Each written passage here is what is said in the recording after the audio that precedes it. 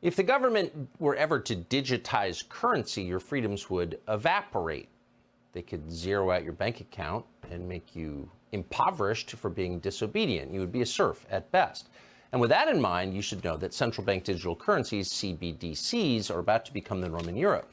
The president of the European Central Bank, Christine Lagarde, has just said that Europeans will not be able to use more than $1,000 in cash anymore. Now we have in Europe this threshold. Above 1,000 euros, you cannot pay cash. If you do, you are on the gray market.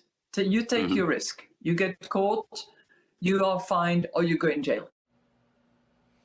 So you go to jail for spending your own money if they don't control it.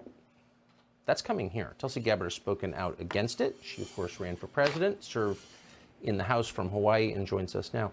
Congressman, thanks so much for coming on. Thanks, Tucker. This is so dystopian. You'd hate to think it could ever come here. You think it might?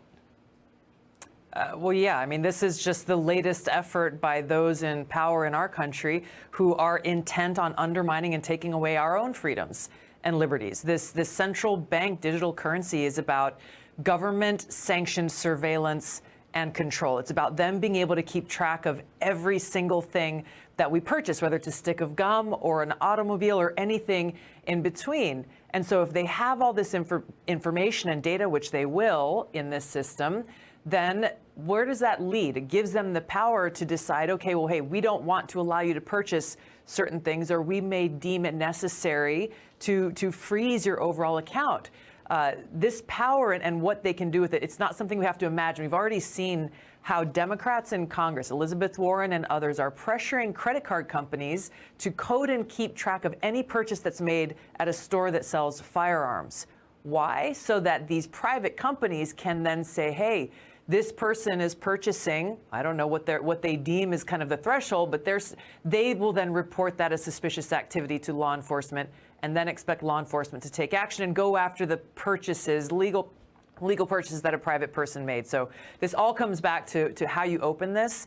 Once we give up our economic autonomy, we no longer have freedom. Once we allow someone else to control our wallet, they then control our freedom. Do you think people understand what this means? It'll be sold, as always, as an effort to push back against terrorism or international financiers or crime or whatever. But do people understand on a gut level what could be coming?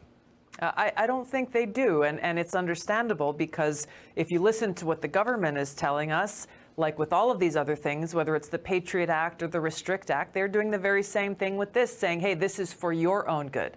This is for your convenience, to make it easier for you to conduct transactions, when in fact they are giving themselves all of the power, taking it away from us, undermining our God-given rights and freedoms in the Constitution, because they want to be able to control us. They want to be able to control we the people.